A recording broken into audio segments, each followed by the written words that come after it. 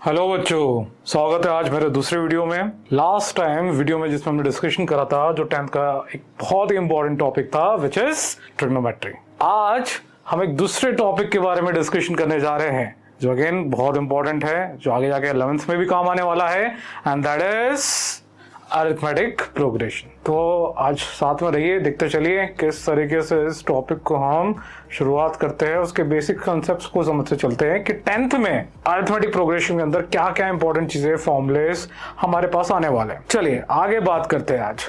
देखिए, अब arithmetic progression को समझने से पहले हमें ये समझना पड़ेगा कि सीक्वेंस क्या होता है, क्योंकि वहीं से ही इसकी शुरुआत होने वाली है। अरिथमेटिक प्रोग्रेशन की शुरुआत सीक्वेंस से होने वाली है। अगर मैं सीक्वेंस की बात करूं, एक जनरल डेफिनेशन बात करूं कि सीक्वेंस होता है क्या है, तो कोई भी बोलेगा सीक्वेंस क्या होता है, किसी भी चीज का पैटर्न। अगर मैंने बोला फॉर एग्जांपल 1, 4, 9, 16, 25, तो बोलूंगा यार यहाँ कुछ तो पैटर्न फॉलो हो रहा है। तो आप बोलेंगे बिल्कुल सर पैटर्न फॉलो हो रहा है। पैटर्न फॉलो करने की बात करें तो देखिए ये 1 है, 1 का स्क्वायर कितना होता है 1, 2 का square is 4, 3 square is 9, 4 square is 16 and 5 square is 25। अब 2 में इसको आगे कहीं तक भी ले आ सकता हूं, बिल्कुल।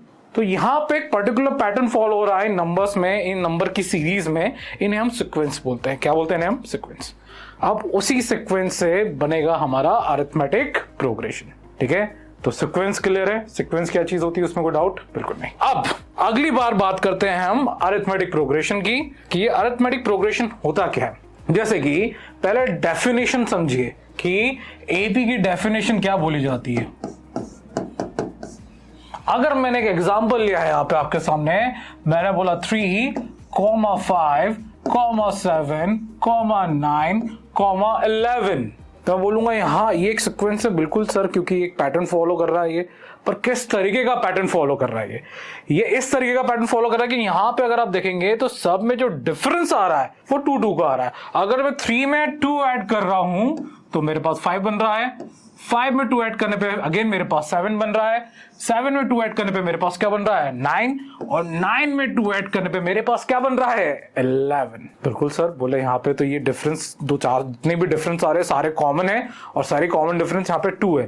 तो यहीं से अरिथमेटिक प्रोग्रेशन की डेफिनेशन निकल के आती है। तो क्या बोलती है डेफिनेशन? इन एनी सीक्वेंस और series if the difference between the number of terms is always constant.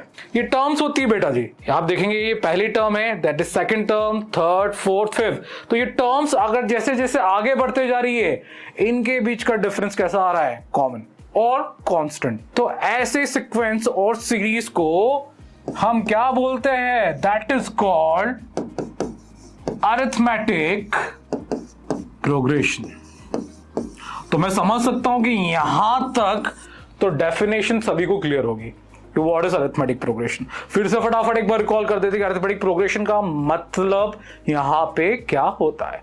फिर से एक बार इंग्लिश में, फिर दूसरी बार उसका हिंदी में अनुवाद करेंगे। सो इन एनी सीक्वेंस और series of a number in which the difference between each term is always equal or constant is called an arithmetic progression। किसी भी एक नंबर की सीरीज में अगर टर्म्स के बीच का जो डिफरेंस है वो हमेशा कॉमन हो तो वो क्या कहलाता है? एक अरिथमेटिक प्रोग्रेशन। तो मैं मानता हूं कि यहां तक हमें यहाँ पे क्लियर है कि अरिथमेटिक प्रोग्रेशन होता क्या, उसकी डेफिनेशन क्या होती है। आगे बात करते हैं। जब हम अरिथमेटिक प्रोग्रेशन की बात कर रहे हैं तो किसी ने मेरे से बोला कि सर आप वो एग्जाम्पल जो आपने लिया है, क्या अरिथमेटिक प्रोग्रेशन हमेशा जो वैल्यू आएगी वो पॉजिटिव ही आनी चाहिए, मतलब क्या वो हमेशा इंक्रीजिंग ऑर्डर में ही जाएगा? मैंने कहा नहीं। अभी जो मैंने एग्जांपल लिया था, जैसे मैंने बोला था 3, 5, 7, 9, 11, बकायदा मैंने कहा था ये भी एक एपी है, it is also an example of AP.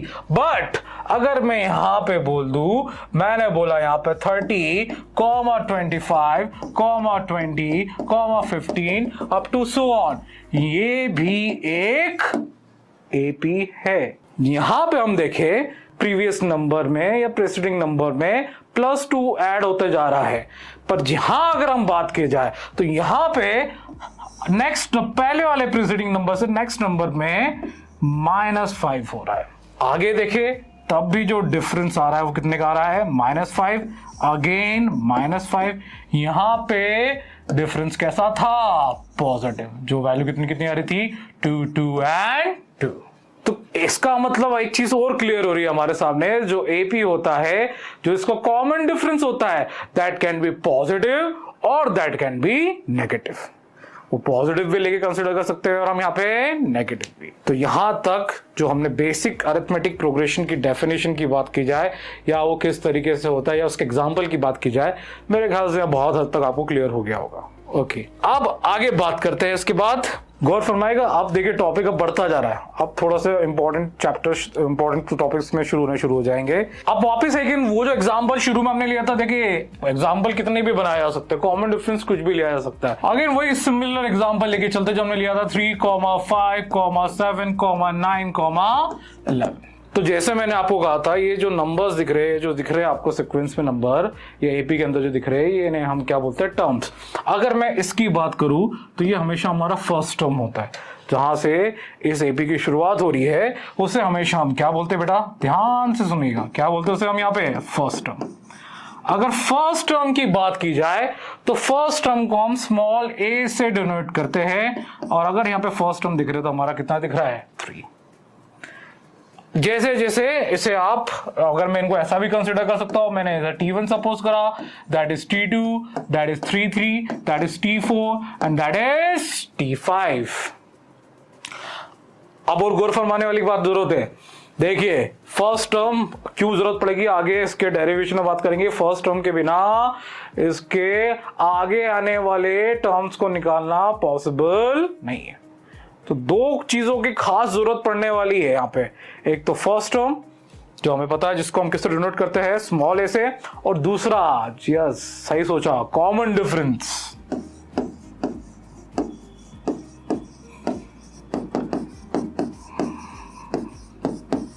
Common difference को हमेशा अपन स्मॉल डी से डिनोट करते हैं, और अगर यहां कॉमन डिफरेंस की बात की जाए तो यहां पे कॉमन डिफरेंस बन रहा है 2। तो फिर एक और चीज गौर करने लायक है कि ये 2 निकला कैसे। जैसे मैं 5 में से 3 माइनस कर रहा हूं तो कितना आ रहा है, 2 आ रहा है। 7 में से 5 माइनस कर रहा हूं तो क्या आ रहा है, 2। 9 में से 7 माइनस कर रहा हूं तो क्या आ रहा है, 2। इसका मतलब अगर मुझे कॉमन डिफरेंस निकालने का फॉर्मूला डिराइव करना है तो सक्सेसिव टर्म को हमेशा उसकी प्रीवियस टर्म या सक्सेडिंग, उसकी प्रीसीडिंग टर्म से क्या कर दो, माइनस। तो डी निकालने का भी हमारा फॉर्मूला यहां पे इजाद हो गया, that is T2 minus T1।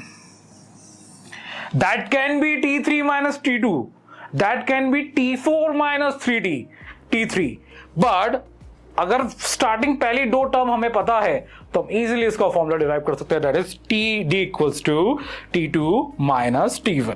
चलिए अब आगे बात करते हैं, आगे इस पर डिस्कशन करेंगे। ये तो बात हो गई D क्या होता है, कॉमन डिफरेंस क्या था, फर्स्ट टर्म क्या थी। अब फिर से उस एग्जांपल को ध्यान से देखो बेटा। इस एग्जांपल में कुछ चीजें हमने गौर करी थी कि ये हो गई आपकी फर्स्ट टर्म, जिसे हमने T1 बोला, जिसे हम A से भी डिनोट करते हैं। Then we have T2, T3, T4 and T5। पर मुझसे अगर किसी ने पूछ लिया कि सर इसकी T75 टर्म क्या होगी, तो क्या हम यहां एक एक टर्म को ऐड करते चले जाएंगे? ऐसे तो काफी ज्यादा समय लगने वाला है। क्या इतना समय हमारे पास है क्या? नहीं। तो कुछ तो तरीका होगा। जो मैथमेटिशियंस होते हैं उन्होंने कुछ ना कुछ तो चीजें इसमें डिराइव करूँ, कि मैंने कहा बिल्कुल डिराइव करिए। वो क्या चीज डिराइव करिए, पहले हम उस पर गौर फरमाते हैं। जैसे मैंने आपको बोला था T1 को हमने क्या सपोज किया था, स्मॉल ए, क्योंकि जो फर्स्ट टर्म होती है उसको ए भी बोलते हैं, और हम we can call as T1 first term. तो T1 इक्वल्स टू क्या है हमारा, A। फिर जब T2 की बात कर रहा हूं मैं, मतलब सेकंड टर्म, तो सेकंड टर्म हमने किस तरीके से निकाली थी, फर्स्ट टर्म ने हमें क्या ऐड करा है, कॉमन डिफरेंस। क्यों? जैसे अगर मैं 3 में जैसे कॉमन डिफरेंस 2 ऐड कर रहा हूं तो 3 + 2 क्या बन रहा है, यहां पे 5। सिमिलरली अगर मैं A क्योंकि हमारा फर्स्ट टर्म है, कॉमन डिफरेंस हमारा कितना है, D। जब मैं A में D को ऐड कर रहा हूं तो हमारी क्या निकल के आ रही है, सेकंड टर्म। बिल्कुल करेक्ट। तो ये बन गई आपकी सेकंड टर्म। जब हम थर्ड टर्म की बात कर रहे हैं यहां पे, तो थर्ड टर्म कैसे बनेगा, सेकंड टर्म में अगेन हम क्या ऐड करेंगे, कॉमन डिफरेंस। यहां पे देखें तो सेकंड टर्म क्या बन रहा है हमारा, a प्लस डी। अरे यही हमारा सेकंड टर्म है, बिल्कुल। अब इस सेकंड टर्म के अंदर हम क्या ऐड करने वाले हैं, कॉमन डिफरेंस। तो कॉमन डिफरेंस कितना हमारा, d। अगर फिर से गौर फरमाए तो d प्लस डी, तो it will become a plus 2d। तो फिर से देखो, गौर करो बेटा, t1 आ रहा है हमारा a, t2 आ रहा है हमारा a प्लस डी, t3 आ रहा है हमारा a प्लस 2d। t4 की बात करेंगे तो फिर t4 में हम थर्ड टर्म में क्या ऐड करेंगे, अगेन d। उस हिसाब से देखिए तो a plus 2d plus d will become a plus 3d। अब यहां पे भी कुछ पैटर्न फॉलो हो रहा है जनाब, बिल्कुल हो रहा है, दिमाग लगाइए। क्या पैटर्न फॉलो हो रहा है, आधा देखे, जब t1 था तो क्या यहाँ पे d था क्या, नहीं। जब t2 था तो यहाँ पे क्या आ गया, एक सिंगल d। जब t3 था तो यहाँ पे क्या आ गया, 2d। जब t4 था तो यहाँ पे क्या आ गया, 3d। मतलब जहां पे जितनी भी वैल्यू है वहां पे जो d का मल्टीपल है हमेशा जो उसकी कोफिशिएंट होती है वो उससे एक कम होती है। यहां पे 2 था तो यहां पे d का जो कोफिशिएंट आ रहा है वो 1, यहाँ 3 है तो यहाँ d का जो कोफिशिएंट आ रहा है 2। अगर यहाँ पे 4 है तो d का कोफिशिएंट यहाँ पे कितना आ रहा है, 3। तो अगर मैं यहाँ पे n टर्म की बात करना चलो, अगर मैं यहाँ बात करूं कि मुझे अगर tn की बात करनी है तो tn equals to a plus, ध्यान दीजिएगा a तो हर जगह नहीं है, ए से मैंने बोला था ए पीछा नहीं छोड़ने वाला। किसी भी टर्म, मिसिंग टर्म को फाइंड आउट करने के लिए आपको ए की जरूरत तो पड़ना है। ए प्लस चेंज कराएगा, अगर यहाँ 4 था यहाँ 3 बन रहा है, यहाँ 3 था यहाँ 2 बन रहा है, तो अगर यहाँ पे n है तो यहाँ पे क्या बनेगा हमारे सामने बेटा, n माइनस 1 इंटू डी। तो ये जो फॉर्मूला आप देख रहे हैं यहाँ पे tn equals to a plus n minus 1 into D, यही फॉर्मूला हमारा कहलाता है find the missing term of any arithmetic progression. तो किसी भी अरिथमेटिक प्रोग्रेशन की मिसिंग टर्म फाइंड आउट करने के लिए हमें इस फॉर्मूले की जरूरत पड़ेगी। तो अब देख लो, 2-3 छोटी मोटी चीजें हमने कवर कर ली है इस चैप्टर में जो शुरुआत करी थी। पहले हमने समझा कि भाई अरिथमेटिक प्रोग्रेशन क्या होता है, उसके बाद हमने बात करी कि ये कॉमन डिफरेंस क्या भला है और फर्स्ट टर्म क्या चीज है यहाँ पे। फिर अब आगे बात करें तो फिर हमने बात करी कि अगर किसी अरिथमेटिक प्रोग्रेशन की कोई मिसिंग टर्म हमें फाइंड आउट करनी है तो उसका निकालने का फॉर्मूला क्या बनेगा। तो उसका फॉर्मूला बन रहा है हमारा tn equals to a plus n minus 1 into D. तो बेटा इसको ध्यान रखिएगा, ये कभी भी किसी भी अरिथमेटिक प्रोग्रेशन के मिसिंग टर्म को निकालने के लिए यूटिलाइज किया जाता है।